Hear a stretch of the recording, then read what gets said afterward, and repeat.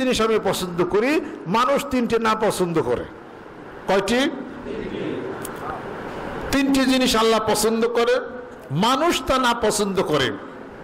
একটা হলো বৃষ্টি পছন্দ করি আমি, সুবহানাল্লাহ। দ্বিতীয়টা হলো কন্যা সন্তান পছন্দ করি। তৃতীয়টা হলো মেহমান পছন্দ করি। মানুষ তিনটাই অপছন্দ করে। যদি কন্যা সন্তান হয়, মুখটা বেগুন রাসা, বেগুন চেনেন না? মুখটা বেগুন রাসা। কন্যা সন্তান হলে বছরের খবর দেয় না। বস জিজ্ঞাসা করে, শুনছিলাম 10 মাসের অন্তঃসত্ত্বা ডেলিভারি। হইছে আর কি, আর কোয়েন না, লজ্জায় মুখ দেখাই পারি না। কি হয়েছে? কটা মেয়ে দিছে আল্লাহ, আল্লাহর তাক্কল পছন্দ আল্লাহর। 3 মেয়ের পরে ইচ্ছা করছিল এটা মনে হয় পোলা হইবে, ওটা মেয়ে হয়েছে। মন টন বেজার। আল্লাহ বলেন, আমি আল্লাহ তোমার জীবনে মঙ্গল করেছি বিধায়ী 3 কন্যার পরে আরেক কন্যা দিছি। সুবহানাল্লাহ।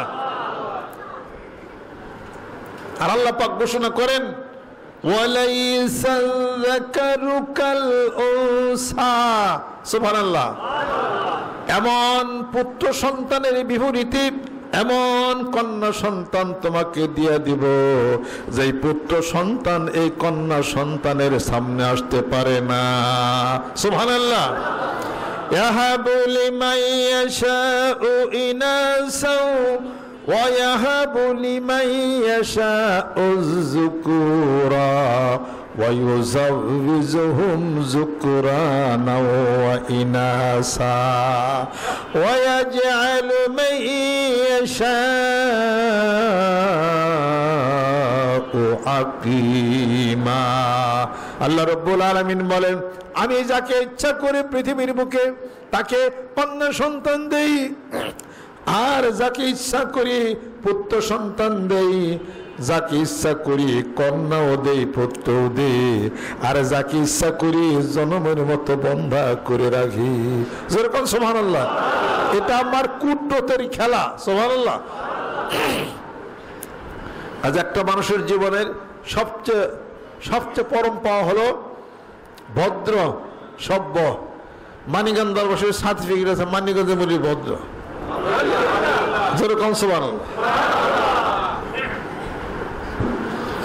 মানিকগঞ্জের মরিদ ভদ্র সভ্য। তবে দরবারের সাথে পীরের সাথে যদি কেউ বেয়াদবি আচরণ করে, মুরিদটা কিছু তার সম্মান কম করবই, এটাই স্বাভাবিক। কাজে তখন অনেকের আপনাদের নাম হয় হলো সাইমসে, পীরের দালাল। আমি কই আলহামদুলিল্লাহ, যারা মুরিদ তার তো পীরেরই দালাল, যারা মুরিদ তার তো পীরেরই সাইমসা। যারা আওয়ামী লীগ করে শেখ হাসিনার সাইমসা না তারা?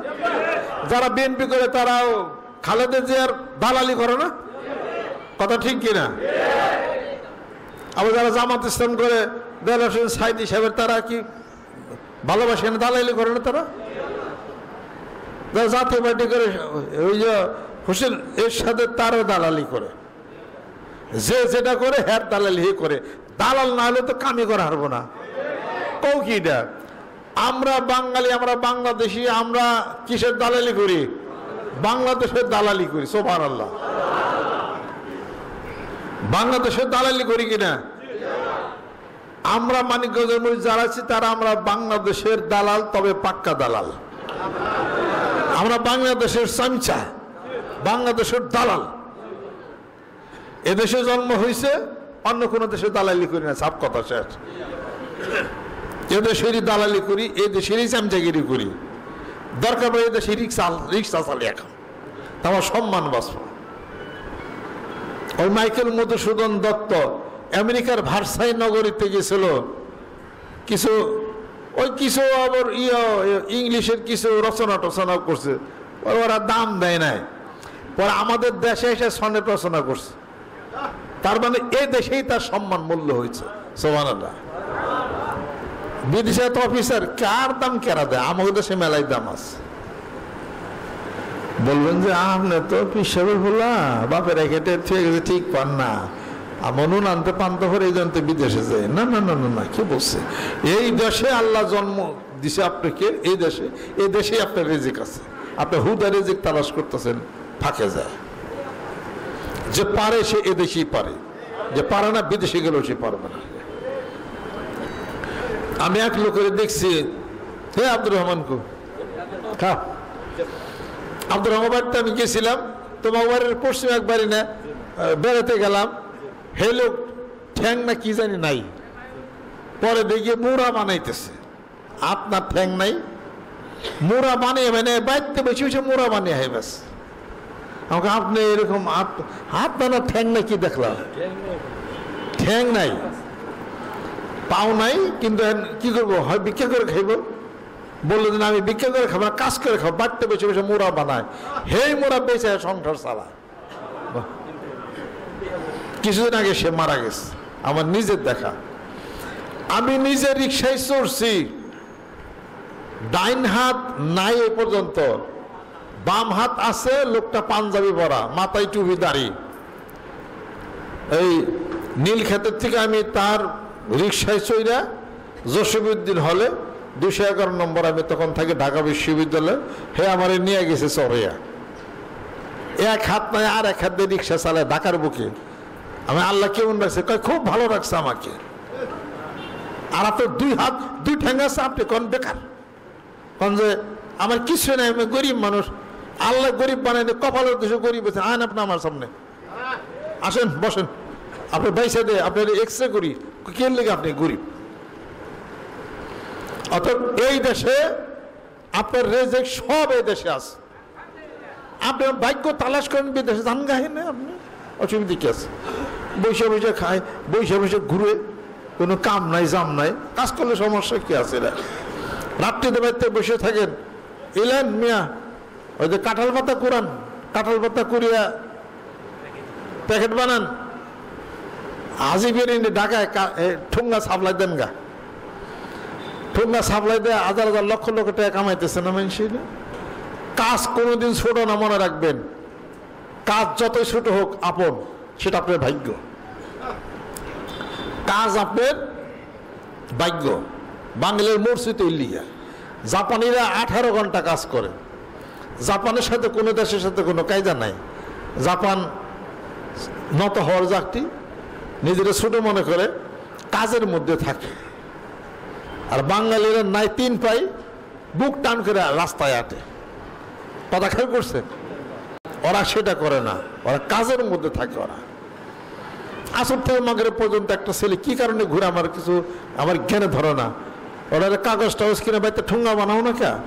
আর তুমি কি ওই যে বাদশাহ আলমগীর এসে বড় হয়ে গেছে সাহেব, তুমি বাদশাহ আলমগীর, সে কি করত? সে টুপি বানাইয়া বাজারে বেচাইতো, বেচে এর তো সংসার চালাইতো। তুমি কেরা?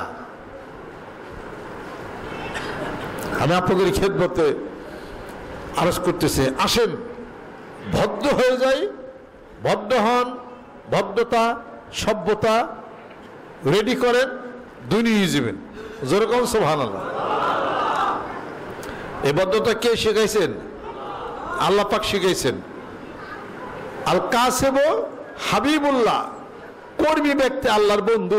যেরকম সুবহানাল্লাহ। যে কর্মী হবে সে আল্লাহর বন্ধু হবে। সুবহানাল্লাহ। আল্লাহ পাক মানুষ সৃষ্টি করেছেন, ভদ্র বানাইছেন। সুবহানাল্লাহ। মানুষ সৃষ্টি করেছেন, ভদ্র বানাইছেন। মানুষ সৃষ্টি যিনি করছেন তিনি জানেন মানুষকে চালাইতে হবে কেমনে, মানুষকে কেমনে চালাইতে হবে। এটা তো আপনি মানুষের কাছে না গেলে খোঁজ কোনোদিনই পাবেন না। আপনি এই জন্য কোরআন শরীফ হাতে নেন, সকালে কোরআন শরীফ তেলাওয়াত করেন, কোরআন শরীফ পড়েন, লাইনে পড়েন। প্রত্যেকটা সূরার মধ্যে লাইনে লাইনে আপনার জীবনের সমস্ত কথাগুলির সমস্যার সমাধানগুলি আল্লাহ পাক কোরআনুল কারীমের মধ্যে আল্লাহ পাক দিয়ে দিয়েছেন। কোরআন ছাড়া অন্য কিছু, কোরআন ছাড়া অন্য কিছু, হাদিস ছাড়া অন্য কিছু, কথা ঠিক আছে? কোরআন হাদিস শরীফের মধ্যে আপনার জীবনের সব আছে। আপনি একটা সায়েন্সের বই খুলবেন, কয়দিন পরে এটা থিওরি ভুল, আপনি একটা অমুক গল্পের বই পড়বেন দেখবেন বানিয়ে লিখছেন নানানটা, এটা কোনো মানে আছে?